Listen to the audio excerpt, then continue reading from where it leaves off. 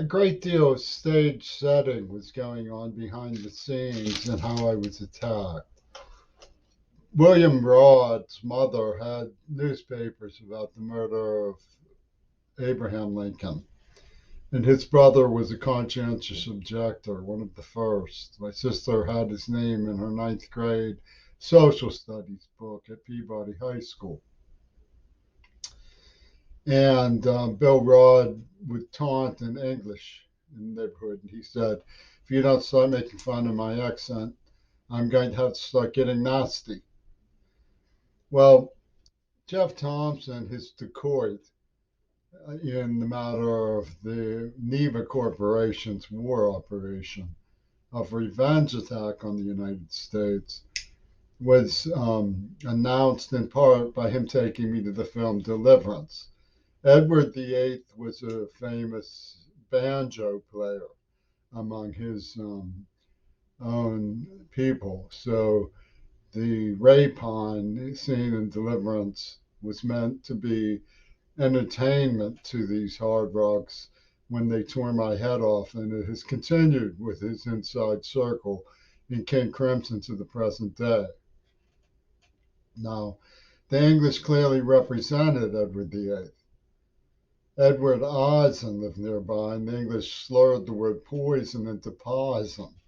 And the album they used is to double cross um, the Kennedy estate.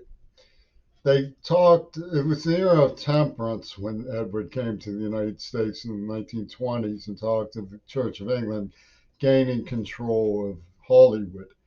Henry Bergson in the late 19th century fomented ideas of the cathode ray tube, while Hollywood imagery as being a biological metaphor. So you can see how Neva Corporation came up with the idea of the Christ that was crucified in the cathode ray tube. So you have these images mixing reality with superstition and plotting an apocalypse over the subconscious demand to rectify abortion.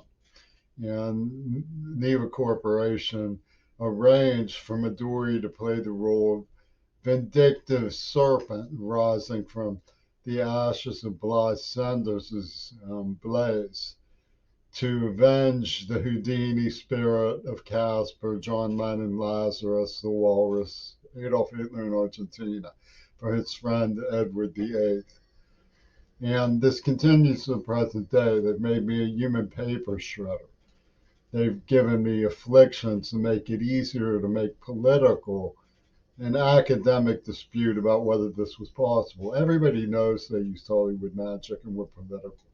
But the point is that the idea for the Houdini was meant to be landed on their desks in the 20s and then disappeared.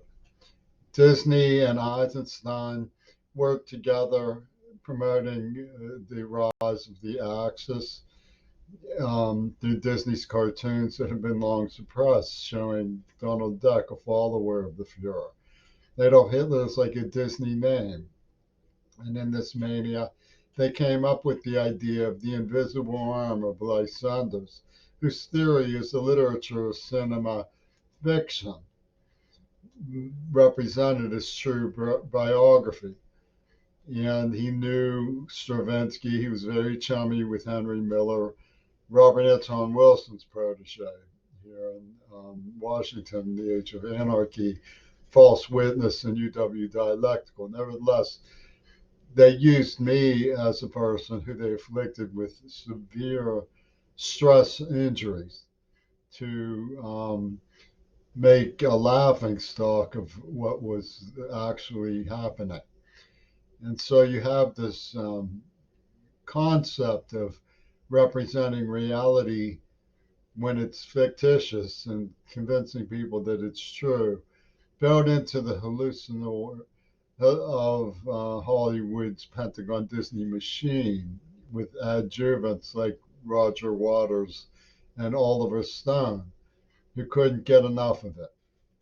The idea of John Lennon being a book of revelation whereby Adolf Hitler could get revenge in the name of Casper, the friendly ghost, was plotted out by these men from the days when Marinetti and Freddie Luigi were hanging around with D.W. Griffith in Mussolini's Italy, calling themselves the Italian futurists.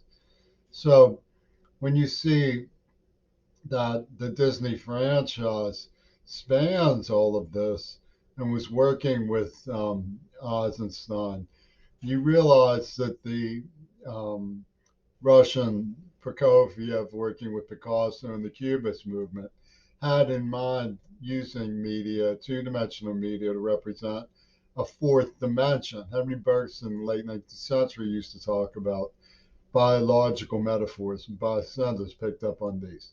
So you have this skirmish about whether or not it's a holy war to knock off our grannies with COVID-19 and retribution for the chaste knights of resignation that arose to protect the good people of Germany and so on and so forth. I mean, it's a revisionist history put together by this friend of Adolf Hitler, Duke Edward VIII, who was meant to be king, but he abdicated. Now, they said that the Church of England should control Hollywood because of the temperance movement and morality of the 1920s.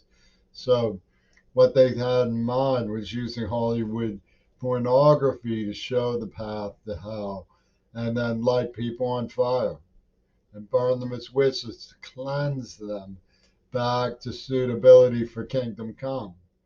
It's an outrage. And it comes from the mind of this asshole, John Lennon, who pulled a Houdini. And it's all graven in stone now, no matter how many questions they ask, because poof, he went up in smoke. He disappeared like the Imperial Wizard of Oz with the help of Houdini's disciple in Laurel Canyon, Errol Flynn. Was rumored to have met with the Bureau and various Kennedy killers, nickel and dime Kennedy killers, you know what I'm talking about, like George Bush and Ronald Reagan and John Wayne, the nickel and dime people who aren't worth a penny. And their little robo units like Barack Obama.